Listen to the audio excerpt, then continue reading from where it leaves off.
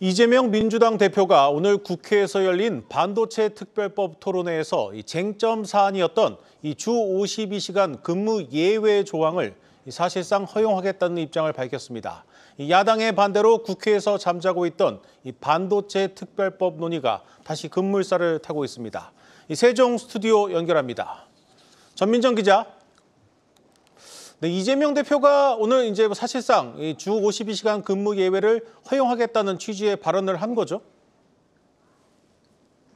네, 그렇습니다. 정부 보조금 등 반도체 산업에 대한 세부 지원책을 담고 있는 반도체 특별법은 기업 경쟁력 강화를 위해 반드시 통과돼야 할 법안으로 꼽혀왔는데요.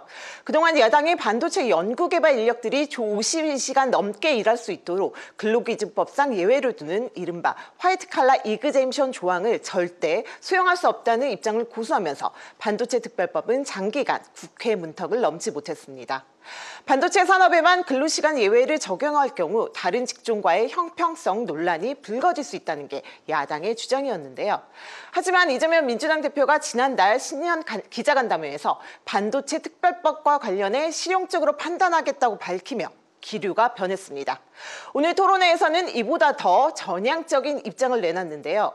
이 대표는 특정 주력 산업의 연구개발 분야, 고소득 전문가들이 동의할 경우 예외로 몰아서 일하게 해주는 게 왜 안 되냐 하니 할 말이 없더라라며 결국은 이해 당사자를 포함해 국민의 입장에서 어떤 게 더 합리적인지 조정할 수밖에 없을 것이라고 발언했습니다.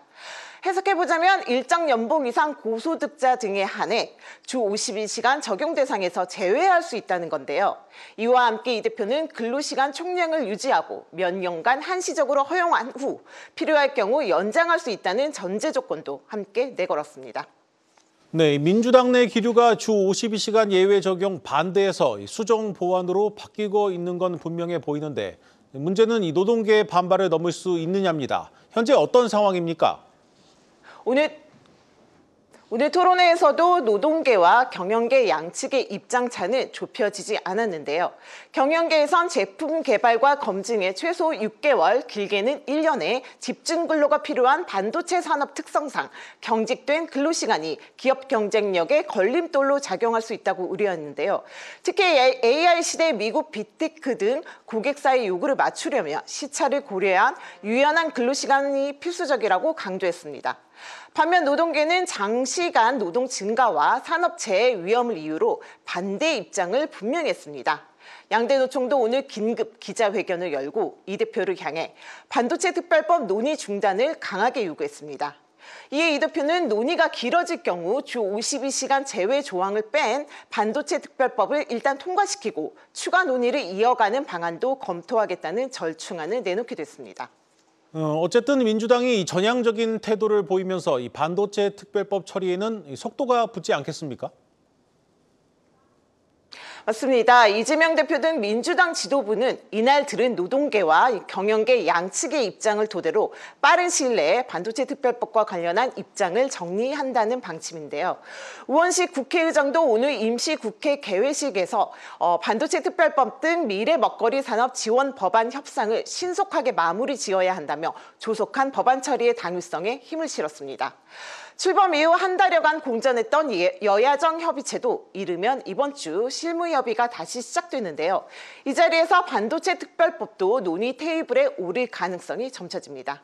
다만 민주당 내에선 여전히 의견이 엇갈리고 있어 합의까지는 시간이 걸릴 것으로 보입니다. 지금으로선 반도체 산업 R&D 고액 연봉 연구자에만 한정 적용, 일몰제 도입 등 특정 조건을 붙여 예외 조항을 허용하는 방식이 유력한 상황인데요. 환경노동위원회 소속 민주당 의원들이 주 52시간 예외 적용 문제를 특별법이 아닌 근로기준법 손질을 통해 논의해야 한다고 주장하고 있어 보조금 지원 등 다른 내용을 먼저 처리한 후 반도체 노동위원회는 추후에 개정하는 방식으로 여당에 제시할 수 있다는 분석도 나옵니다. 지금까지 세종 스튜디오에서 전해드렸습니다.